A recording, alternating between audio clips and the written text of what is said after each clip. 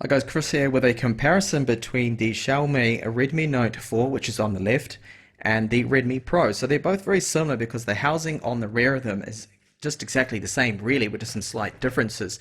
So build quality, they are the same. I would rate them as being equal here. You can see that the difference being that they have the fingerprint reader there on the back on the Redmi Note 4, and on the on the Redmi Pro, it has the secondary camera, which is only really good for depth of field shots and that stereo effect you can get. Camera wise, they both have 13 megapixel cameras and they take a very similar photo there. And the quality isn't too bad. For a 13 megapixel camera, it captures a bit of detail there and you can get some usable photos for it as long as it's not in low light conditions. Now the antenna lines here, they're both exactly the same and they're both screwed in place by Torx screws here.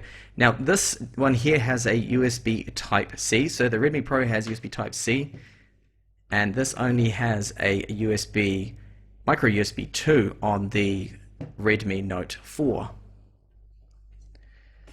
Now the front of them with the screens, they are different technology here. So we have an OLED screen on the Redmi Pro which has deeper blacks and I would say a more warmer white to it, and then we have an IPS panel on the Note 4 that has more of a cool white color, and brightness of them, the maximum brightness, they are similar there, and I would give the edge and say the winner there with the screen would be the OLED screen that is on the Redmi Pro.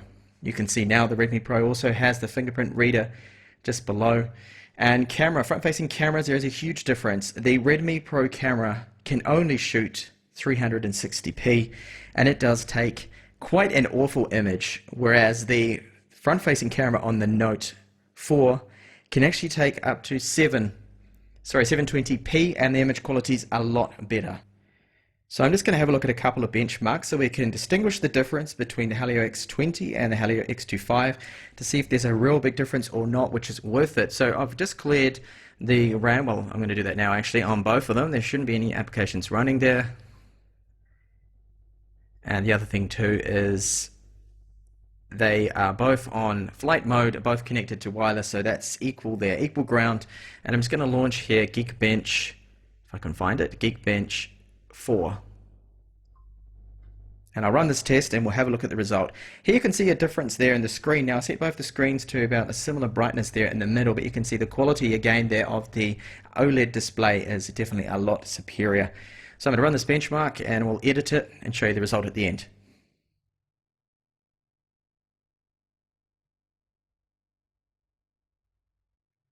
Alright, so the test is actually finishing up first, surprisingly, on the Redmi Note 4 there.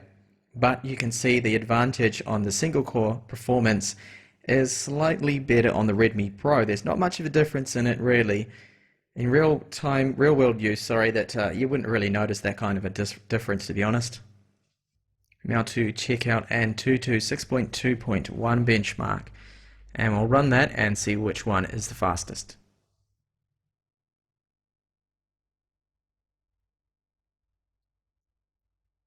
And actually I already ran that before, so you can see the results there. There's a difference of about 10,000 points.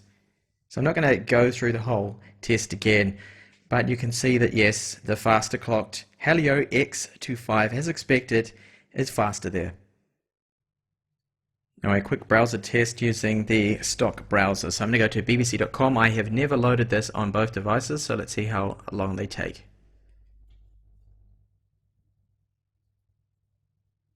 So as expected, the Helio X25 is faster at that as well, at rendering websites. And finally, what about the loudspeaker quality? So this is the Redmi Pro.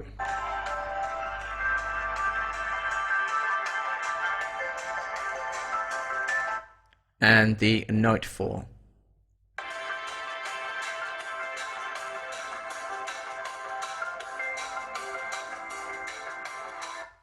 I'm 99% sure they are using the exact same loudspeaker hardware there. They sound identical. So now if I was going to buy one of these, or keep one of them I should say, because I have actually bought both of them, which one would I go for? Which one would I keep?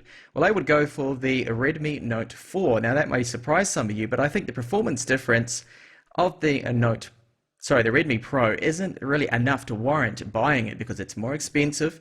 And I find that the dual camera setup is a little bit of a gimmick there. I wouldn't actually take advantage of that at all. Sure, it's nice having the Type-C port on the bottom, but I do like the location of the rear fingerprint reader of the Redmi Note 4. So this is the one I would go for. And the battery life, well, it's going to be a little less perhaps on the Redmi Pro 2 as well. Thank you so much for watching this comparison. Hopefully this made your choice a little bit easier.